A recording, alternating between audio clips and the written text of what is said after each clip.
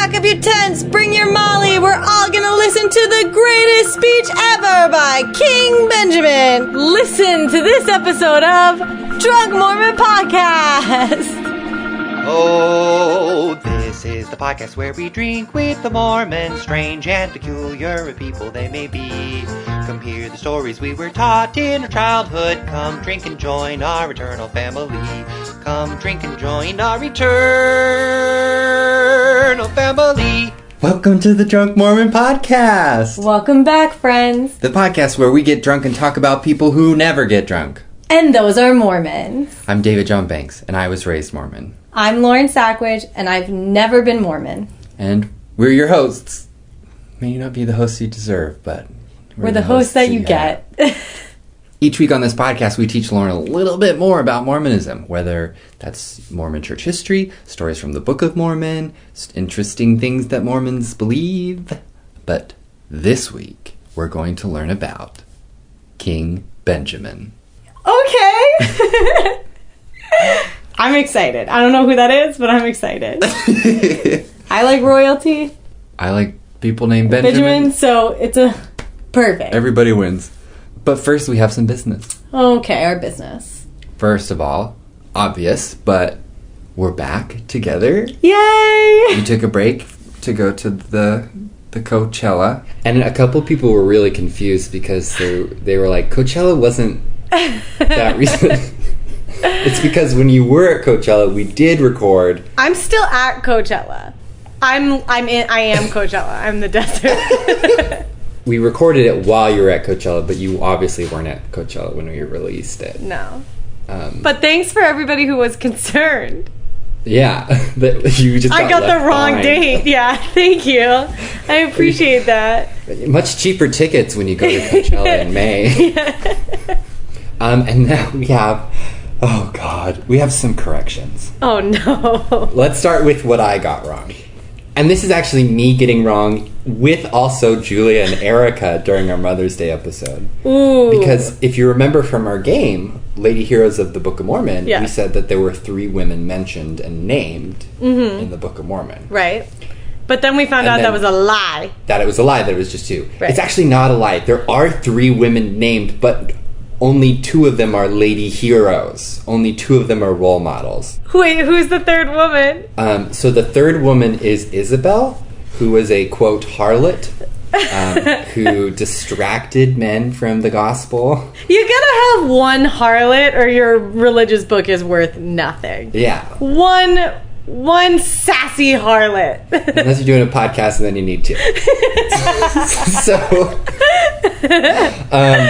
the point was that there are only 2 women role models, and we didn't really have very clear language on that. So, Oopsies. Sorry, Isabel. All right. We're not good. We don't like getting technical. We don't. That's not our business. But what is our business is one more correction, which is... for me. Which is for you. Which is our, evergreen correction, which is about... Catholicism. Oh my God. And confirmation versus communion. So we had a couple people email us in to really correct us and make sure we had it right. Thank you, because this is how I learned. So hit me with the horns. Okay. What's the answer? So we'll start with Aaron. Aaron emails and says, "Hi, huge fan of the podcast, smiley face. Hey, Aaron. So about the Catholic name thing, it's really not that big of a deal, and I think I'm understanding where Lauren's confusion might be coming from.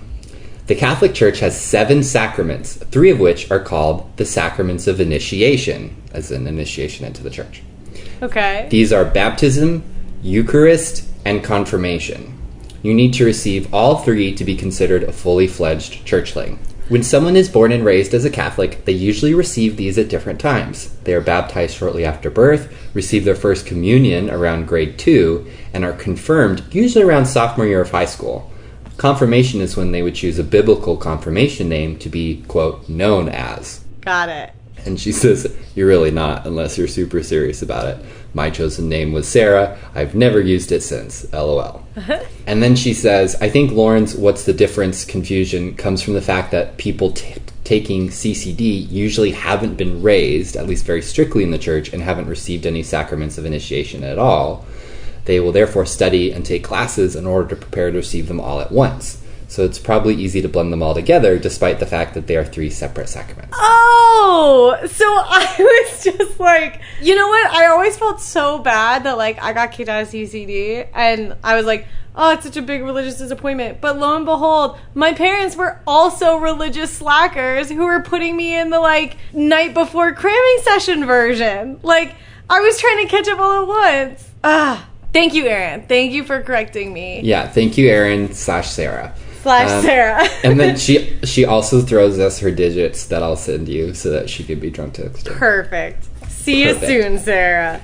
And then another friend of the podcast, Michael, says, communion is first grade, confirmation happens in high school, I think at 16. That's when you get your confirmation name. And he says, mine was very original. My confirmation name was Michael. I like that. He says, because I'm lazy and didn't want to have to think of something new. I hated my confirmation. So thank you, Michael. Thank you, Michael. Thank you, Michael. I'm sorry you hated your confirmation. But at least you fucking had it. Guys, seriously, thank you. Thank you guys for taking the time to write in. I enjoyed reading those and learning more. And speaking of listener feedback, there's something else we need to do that we promised we'd do, and we just have been real slackers about it. What is it? Which is that we promised people that if they wrote us iTunes reviews, we would read them. Yes! Let me pull up iTunes here.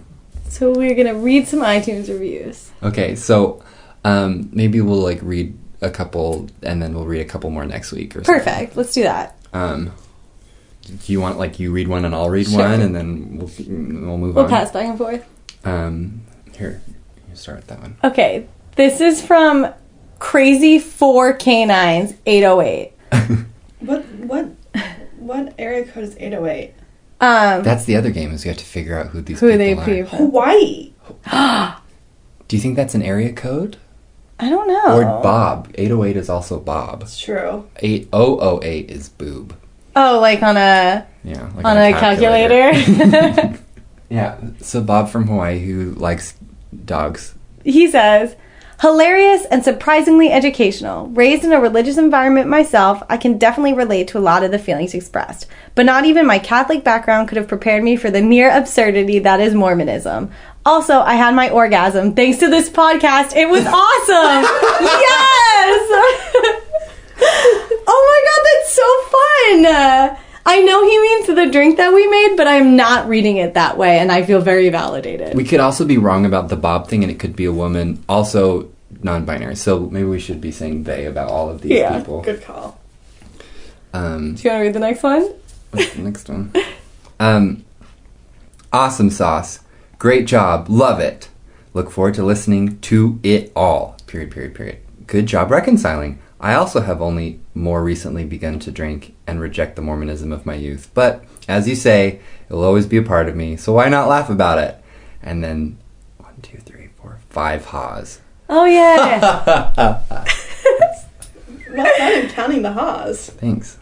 I want to keep reading, but let's just move on with the episode. These are so nice. We'll read more, and the more you write, the more we'll read. Cool. And if they're in accents, we'll read those too.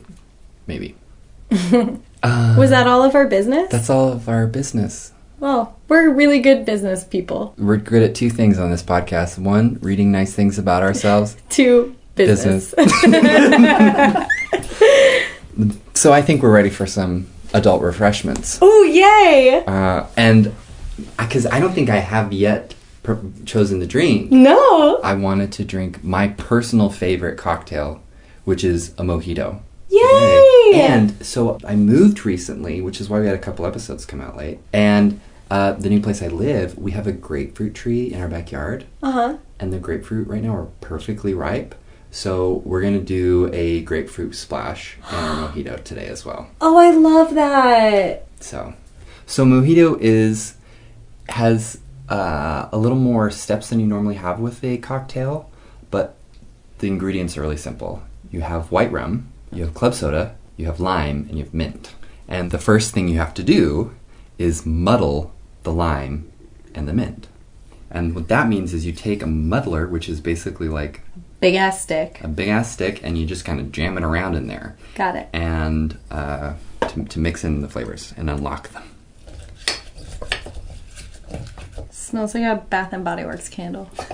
So now, before I add the rum and the ice and stuff, I'm just gonna squeeze out this really juicy grapefruit. Wow. And muddle that in.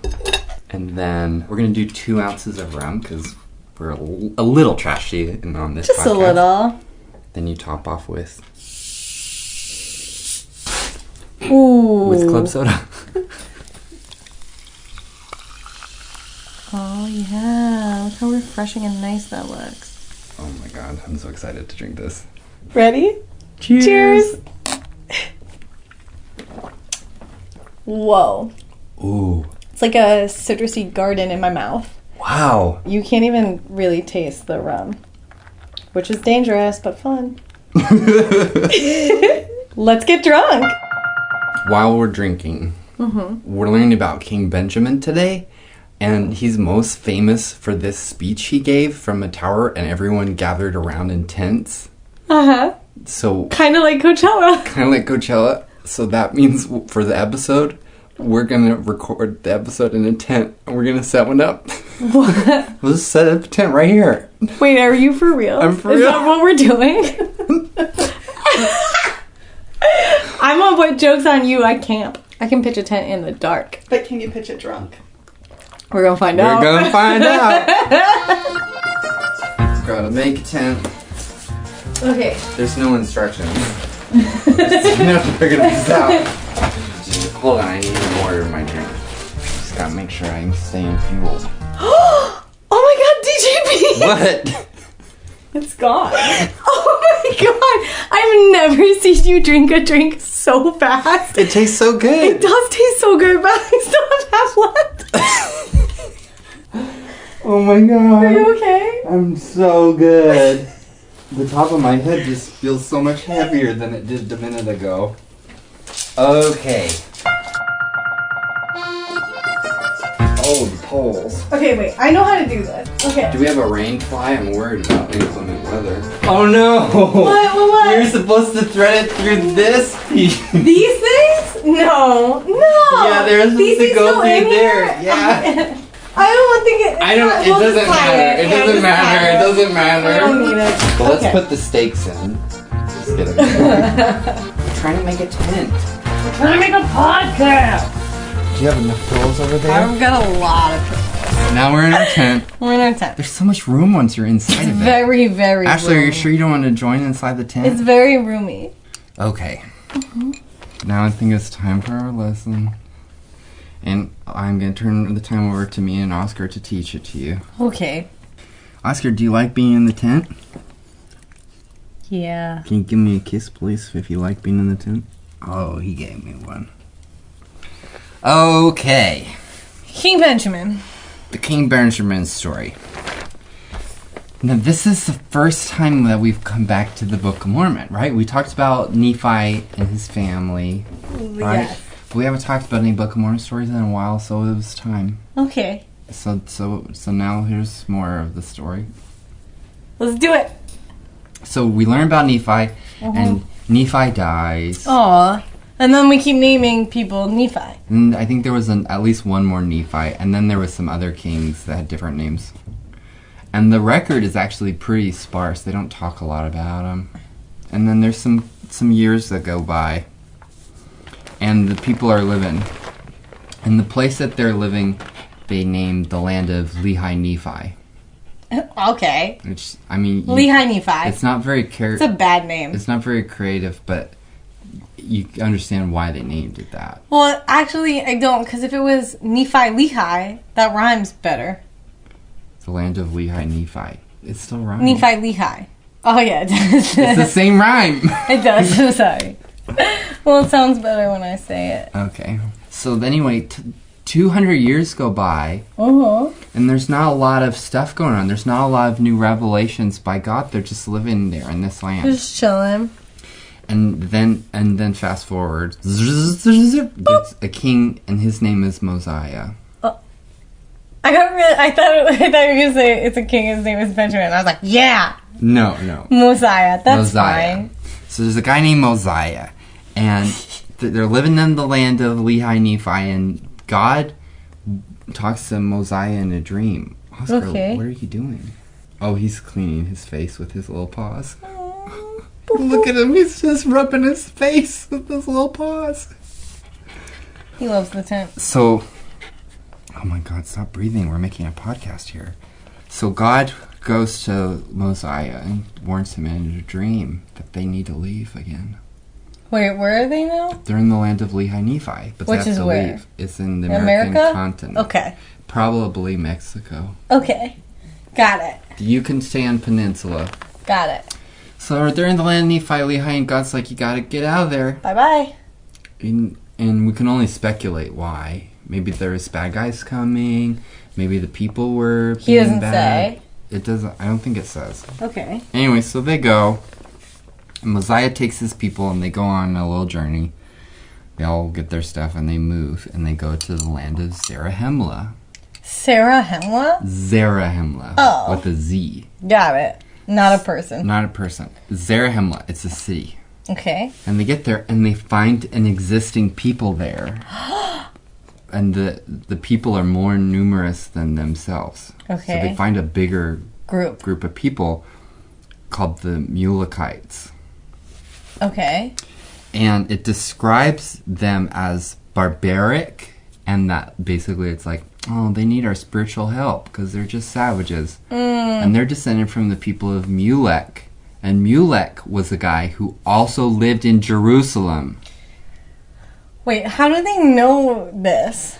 Because they talked to him. Oh. So Mulek was a guy who lived in Jerusalem, and he left Jerusalem just like Lehi, but it was a little bit later.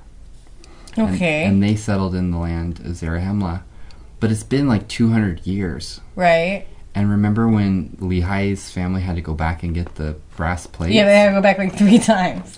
Well, Mulek's family didn't have any plates. No plates. Which meant that they didn't have any records of their people that they kept. Okay. Which meant that they didn't have any moral compass or belief system because they didn't have any, like, scriptures. What? And it also meant that they didn't have anything to preserve their language. So even though they all came from Jerusalem eventually, like generations ago, when the Mosiah's people show up, they can't understand each other.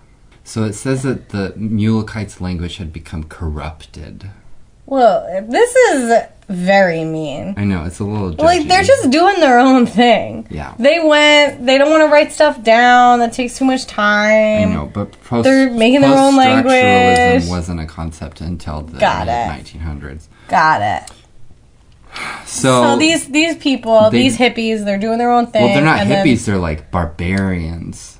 then tomato. Warmongering, and it says, quote, I have a quote. It says, they denied the being of their creator, so they weren't Christian. Oscar's trying to escape. He's just making, he's making a little bit of progress every time. You got it, Oscar. Okay. So, Mosiah has a son. Yeah. And his son's name is Benjamin. Okay. Now we're into the good stuff. We're getting somewhere. Here. So Mosiah and his Benjamin, who's a good boy. Benjamin's a good boy, and just like Oscar. And they work to make these barbarians into civilized people, into good Christians. Okay. So they make the barbarians into good Christians, and they teach them their language, and the two groups of people unite under Mosiah as their king. Wait, I thought Mosiah was the other guy. He's the barbarian king. No, Mosiah's the king who leads them to the Mulekites, who are the barbarians. Okay.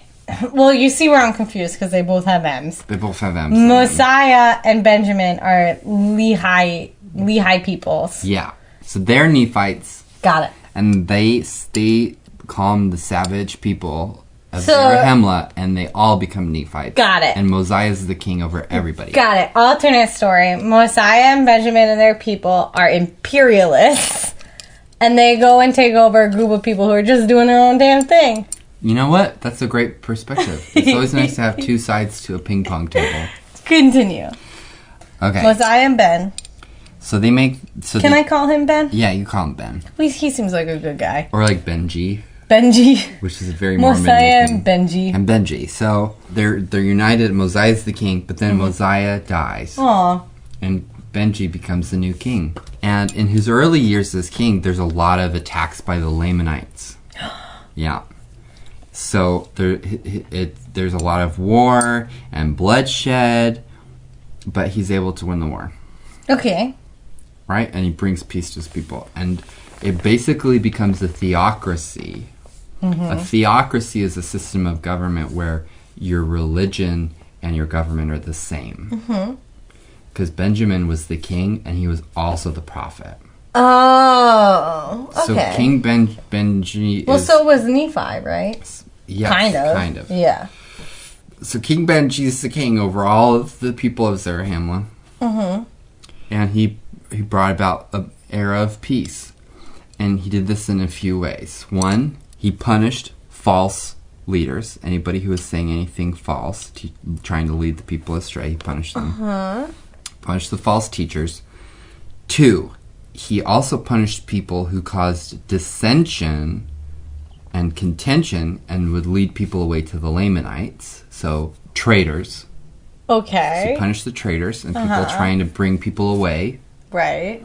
And three, he had a bunch of holy men who would speak God's gospel to everybody and had authority. And so he had these holy men who helped him reestablish peace everywhere. Okay. So then they had peace. Got it. Well, years go by. Right. Lots of peace. Peace. And I listen. King Benjamin starts to get old. Oh, no. King Benjamin is growing old, and it's time to transfer authority to one of his sons. And he has 3 sons. Oh, shocking. He's got 3 sons. He has Helaman, Haloram, and Mosiah the second. Okay, I have a question. Okay. Why is Benjamin the only one with a normal name in this family? Mosiah, Helaman, Hemelam, and Mosiah too? Like, Well, they were like, he's Ben. That's like Layman, Lemon, and Sam. you're right, but also I didn't write it, so I don't know. Okay, sorry. Maybe... I'm getting distracted. Okay, that's okay. So, King Benjamin is going to need to pass on the throne to one of his sons. So what he does is he decides he's going to give a big speech. Great. So he gathers all of the people, and there's this big tower that they build at the temple that he's going to speak from. And so everybody brings their tents. Yay, like this one that like we're in. This tent. And everybody pitches their tents around the tower. So the doors of the tents face the tower so they can listen to the speech. Just like Coachella. So they're all facing this tower. And there's so many people that they can't all hear him. Right.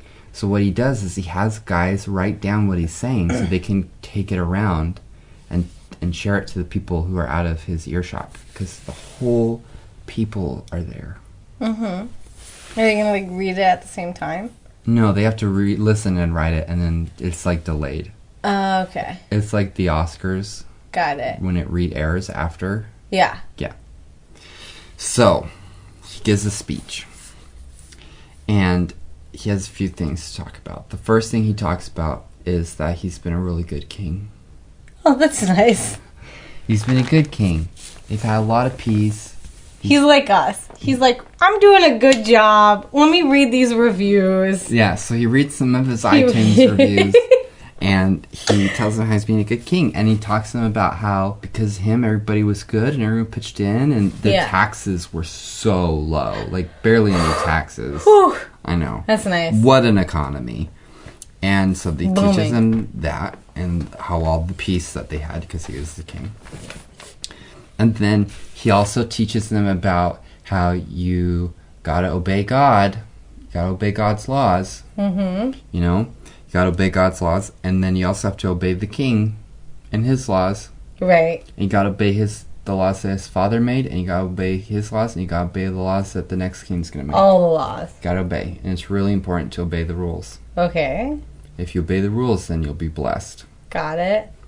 Because, I don't know, Mormons just really believe in They like believing rules. They love obeying rules. They love rules. People in LA love waiting in lines. Mormons love obeying rules.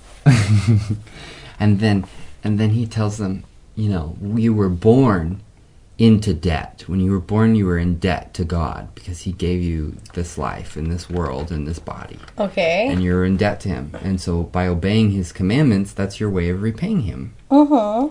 But also, if you obey his commandments, then he's going to bless you. And so you'll be in debt to him for that. So we're always in debt. So we're always in debt to God. We are millennials to God. We're millennials to God. And if you don't obey God's commandments, then you're going to feel guilty. Uh-huh. And your guilt is going to feel like an unquenchable fire. Okay. Which is interesting, because he talks about this a couple different times.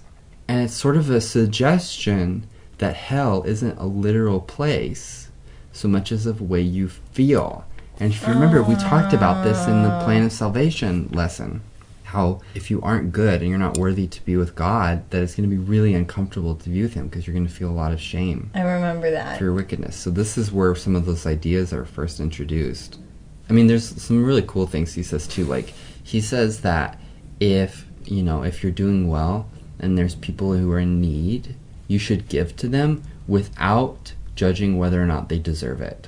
Oh, that's nice. Right? I mean, we live in LA. We're always pulling off the freeway and there's a homeless person asking for money. And a lot of people are like, well, they're just going to use it for drugs. So and but he's like, give them that money. Let them get Benjamin's drugs. Like, it's not your job to decide whether they deserve your help. Your job is to just help when you can. That's nice, because until this point in time, the speech was a big downer. Like, if I had gone all the way to this tower in Sarah Falls, or Zarahemla, and pitched my tent, which we, from experience, know is difficult. Yes. And this was the speech up until that, I'd be like, what the fuck? Like, why did I come all this way here? Also, I'd be in the back because I'm not, like, rich or cool. So I'd be like, listen to some dude read it off a piece of paper. And be like, this is a downer, this is a downer, this is a downer. Oh, well, okay, this point's nice. Yeah. I assume there's more. Also, Oscar is so happy being in this tent being petted by drunk people. I mean, he really just wants to go on a walk, but this is also good. Oh, this puppy. Okay. Well, now I can't remember what. So we were on the part of his speech where it's like, oh yeah, he said some nice things too. He says some nice things, which is fair to acknowledge, because sometimes I feel like we're really like rah, rah, about Mormonism. But there's like there's good parts. There's good things There's too. a lot of good things. Like, I mean, I was raised Mormon, and I think it's healthy for me to acknowledge the good things that came from that upbringing. Like, it made me a really nice and generous person. Da da da da da da. So we can say the nice things he said too. We don't just have to like fart on Mormonism every episode. Right. He did say nice things. He said nice things. So then he starts to talk about Jesus. Okay. Now this is probably around 150 or 160 BC. So Jesus hasn't been born yet. So King Benjamin is prophesying about Jesus. What? He's going to come. So he talks about, and he knows his name, Jesus Christ. He's going to be born. And he says that his mother's name is going to be Mary. So he knows Mary's name. What? Yeah. And we've only talked about this kind of tertiarily. But one of the most important things about Jesus is that he's the Savior. And that's because of the atonement. Because if you remember from the Bible, Jesus takes on the sins of the whole world before he's crucified. And because of that, because he bears the price for everybody, that's how we're able to be forgiven for our mistakes, is because Jesus paid the price so that we don't have to. It's sort of like if you were being punished and someone stepped up and said, I will take Lauren's punishment for her. You know, that was a thing in like medieval England. Yeah. It was called the whipping boy because you couldn't whip a king, like a child king or a child queen. So it'd be like a peasant who like took the whippings for the royalty. Yeah, that's something Jesus volunteered for. Wow. Yeah, in the pre-existence, that's what he was like. I'm gonna do this. I'll do it. I volunteer as tribute. That's what the tribute was. Okay. So Jesus is everybody's whipping boy. And Benji said this? This is what Benji's talking about from his tower. Okay. And he says that if you are alive, if your life is before Jesus shows up, Which is now. no, Jesus came in 0. No, when he's talking. Oh, when King Benjamin. Yeah, so all those people, they're still covered by it. The atonement? Yeah, so Benjamin's talking about how if you're born before the atonement, you're still covered. Got it. You're grandfathered in to the insurance. Wow. Grandfathered in. And then if you're a small child, your mistakes are innocent. That's nice. And if you remember, we learned that you get baptized at 8. Right. So that's where some of this stuff we learn about. It's Got from it. King It's Benjamin. from Benji. This whole time. And then he appoints the next king. Who is it? Wait, I want to guess. That's the activity. Yay! Okay. So hold on, let me get the thing. Which one's the oldest? I don't know. Do you remember who's the oldest son? Helium, Herminium, and Mosaic. Is that wrong? What's his name? Helaman, Herman, and Mosiah. Mosiah. Helaman. Wait, what was that? Helaman, Mosiah Jr. It's like the same as Helaman. It's like Helaman, Helium, and Mosiah Jr. I'm so into this. So I wrote down their names because I knew we would forget. Thank you. Helaman, Haloram, and Mosiah II. So you see, like, get it, like Helaman and Halora, they're very similar. I know. What are they named after? I don't know. I feel like Who is their mom? It doesn't tell you. Okay, so I have some cards here. Okay. And they have letters on them. Uh-huh. And the letters are from the name of the king. Okay. So what we're going to do is we're going to play a great camping game. Okay. Which is called Rock, Paper, Scissors. Okay. And if you win the game of Rock, Paper, Scissors, I hand you the next card, which gives you another letter of their name. Okay. And if I win the game of Rock, Paper, Scissors, you have to guess which one it is. which one it is. Okay. And you only have 3 tries. Okay. But that doesn't make sense. There's only 3 names. I'm going to get it eventually. Look, here's the thing. We do set this up so that Lauren can win. Okay. So, here we go. And do we want to do 1, 2, 3, shoot? Or Rock, just 1, paper, 2, 3? scissors, shoot. Okay, that's how I play it too. Yeah. And if you play it differently, You're wrong. You can go fuck yourself.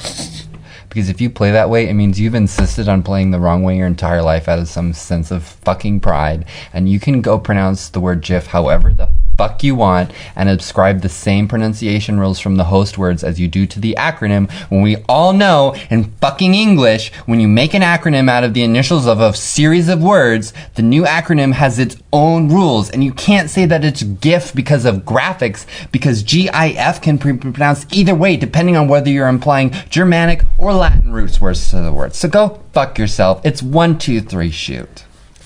Okay. Sorry. And that's a designated driver, and I'm sober. Yeah. Great. See? Here we go. Okay. 1, 2, 3, shoot. Oh, we're the same. Keep going. 1, 2, 3, shoot. What'd you guys choose? Boom. Sorry, we were paper first, and then I feel like that means we're both paper. passive. Yeah, you're both paper. Yeah. We're both passive. Now the second time, DJ B chose paper and I chose scissors. So you I win. So I have to And give that you a means letter. I'm cutthroat. So here's a letter to help you guess. Well, the this name. sucks. This letter sucks. It's an H. It's an H. And there's an H There's in an H all in of their all of names. them. Well, you better keep going. Okay. Here we go. Rock, paper, scissors, shoot. Yeah! No! I had scissors. I have rock. And you won.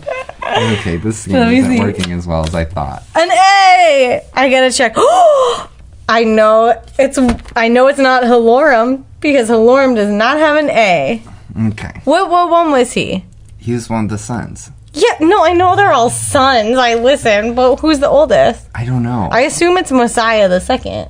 Halorm's probably the gay son, which is why he's already out of the running. Although our drinks are made of rum, so I feel like he should have stayed in. Oh. Hello, I'm so It's like sorry. it's spelled almost like hello, rum. Hello, yeah, it is. Hello, Rom. We had fun with you. Maybe that's how you pronounce it. But you're I not don't a know. king. Okay, here we go. Rock, paper, scissors, shoot. No! Okay, now you have to guess. I think it's Hellman, like the mayonnaise. The mayonnaise? Isn't that a mayonnaise, Hellman? What are you... Yeah, it is a brand, but I don't know if that's what it is. Is it What are you related to this talking guy? about? There's a famous stop. There's Hellman mayonnaise? Hellman's mayonnaise, and it's it's got to be Mormon. It's got to be this guy. It is called Hellman's. Oh, Hellman's. Hellman's. So it's not Helaman. This isn't Helaman. That's how you say his this name says is Helaman. That's how I was taught to say his name. Sorry, my bad. I think it's Helaman. I get an H and an A. Let's do one more to see. The next letter you get agrees. Okay. Rock, paper, scissors, shoot. Yay! Oh, Scissors, I'm paper. Okay. It's an M! It literally could be either. So right now it spells ma or ham. I mean, Have you that been doesn't picking paper every time? have- I don't know. Have I? Has he been picking paper every time? Paying attention. I think he has. Every time I I think think we it's... played 6 rounds and you've picked paper every time. I always think it's a new idea. Okay, I'll give you one more letter. Okay. Oh, these. Oh no, Helaman doesn't have an O. You're right. It's Mosiah. It's Mosiah. Mosiah is the next king of the people of Mosiah Zarahemla. Benji Mosiah.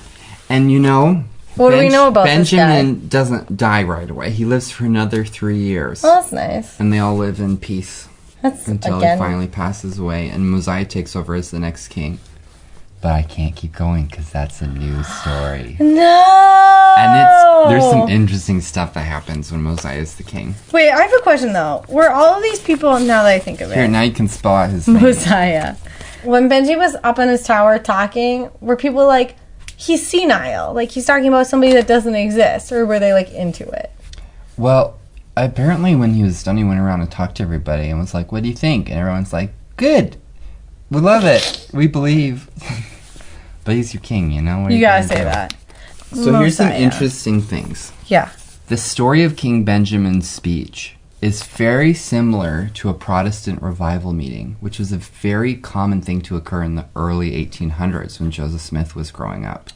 Uh-oh. Which is where a preacher would come to town, especially to rural frontier country, where Joseph Smith lived at the time was. Uh-huh. And they would set up a booth or a tower, and people would come around in tents to listen to their speech, and they would basically preach for a few days, and everyone would just stay in their tents facing the tower or booth that he was in.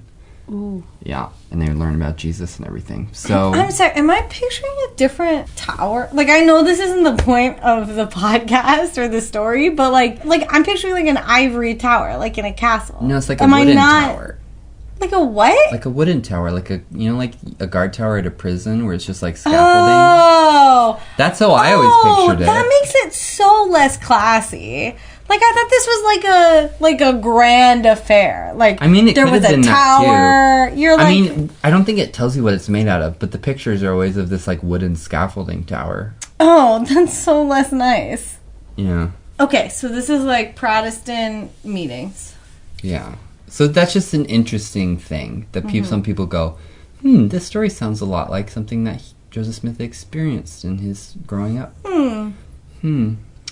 But other people say that King Benjamin's speech more closely resembles Old Testament speech structure, especially like Moses and Exodus kinds of stuff. And then a lot of people consider it like one of the most, I mean, obviously these are Mormons who've read it, but there's a lot of praise to like the structure of it and like chiasmus and like all this stuff. So What is chiasmus? so a chiasmus is basically, it's like a speech structure where a structure like builds up and then like repeats itself in reverse order. So he has in his speech a lot of like he uses metaphors of like clay and dust. So like as far as like people being born from dust and they'll return to dust, and when he talks about Jesus coming, he's like basically saying Jesus will come down in a tabernacle of clay, which is a fancy way of saying like a mortal body. Because we're just like made out of clay clay, peoples. I guess. But it's like very poetic. People say that it's just like a very good example of what any king is going to hope for, which is a peaceful and orderly transition of authority to a new king. Oh, so it's a nice story. It's a good story. It's referenced a lot, like doctrine from it.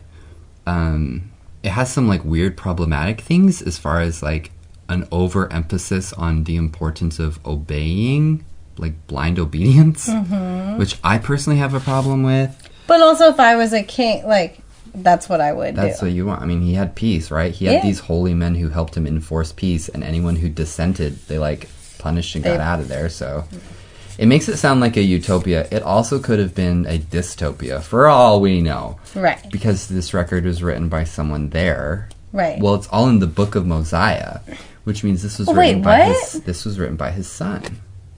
Mosiah gets a book? Yeah, Mosiah gets a book. And the Mosiah's book is in the Book of Mormon. Mm-hmm. Oh, okay. Yeah, so we have the Book of Nephi, and then we have the Book of Second Nephi, who was the second Nephi, and then we had the Book of Mosiah. Then we have a couple more books, and then the Book of Mosiah. Okay. So again, if it's true, we have an issue of like, well, it was written by someone and there's bias. And if it's not true, well, who cares? So, but that's King Benjamin, and he's taught as this like example of a perfect good king. But that's nice. Yeah, that's our lesson this week. Oh. Obviously, Lauren. Yeah. Thank you for joining me in today's episode. Thank you. Thank you for bringing the drink this time. This was refreshing and intoxicating. It's a really good tent drink for all of you who go camping. Tent drinks. And thank you everybody who's still listening to our show. We're excited. We get a lot of positive feedback, and that's really like wonderful and nice. Thank you for leaving us reviews, and I promise now that we remember, we're going to read more. Pay attention, we'll read more. And you can find us on Instagram and Twitter at Drunk Mormon Pod, or Facebook.com/Drunk Mormon Podcast. Our Instagram is really pretty if you haven't checked it out. So go check out our Instagram if you haven't, because that's where we post probably the most stuff. And it's got all the recipes to our drinks. So if you want to make a delicious mojito or an orgasm or a screwdriver, a Malibu Coke, check our Instagram and you can have our special recipes. And we're still a pretty new podcast. And so if you know someone who you think would like it, go ahead and share it with them or on social media. And if you want your review read, feel free to write one on iTunes and give us some stars. Yeah. But for now, I'm David John Banks. And I'm Lauren Sackley. And now we bid unto all farewell.